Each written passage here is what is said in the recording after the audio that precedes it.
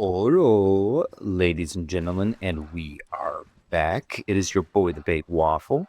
So I wanted to talk with you guys today what to do with a failed run. Today I'm rocking, whenever I breed armies, I like to test them out to see where they're at. Today, I have 4 Rambo traits on Univolt and on Hellzephyr. Did not expect much from this fight, but again, as I'm breeding into different pals and just creating extras, I want to take them to fights. And everyone always shows successful runs, so I wanted to talk about failed runs. Wow, look at how many just got wiped out. That was nuts. And to be clear, this technically is not a failed run. However, I was very sure it was going to be. I was 100% convinced it was, just because of how bad it was going.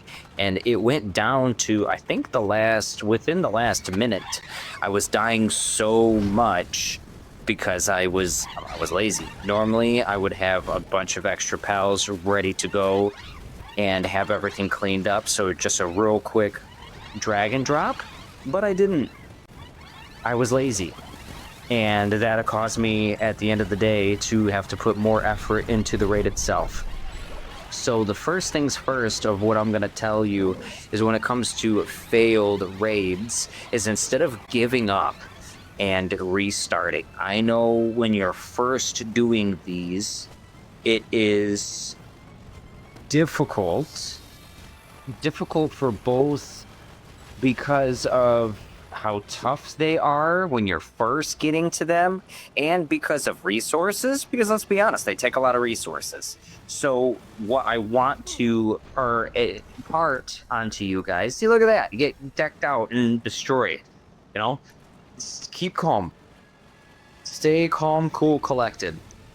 Keep and gather as much information and data about your match, whoever you're fighting against. Belle Noire, Blazimutt Rio, Xenolord, Moonlord. It doesn't matter.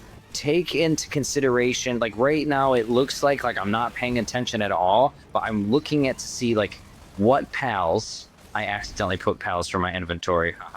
Of course, you see me save Gale Claw, but he's my lifeblood there. Anywho, you want to take notes. So you see here, like, okay, there's things on fire, right? So what you want to make sure that you have, like, okay, so next time around, I want to make sure that I have water piles ready to go. Obviously, you see I have Phalaris, but when the battle's going on, unless you turn off the fighting on those pals, they're not going to focus on the things that are burning. The other thing, like right here, this is a special note. So how I first started and did these, for when these pals, why am I at a loss of words right now? The pal menu. Oh my lord, I know that's not what it's called. Just shoot me later.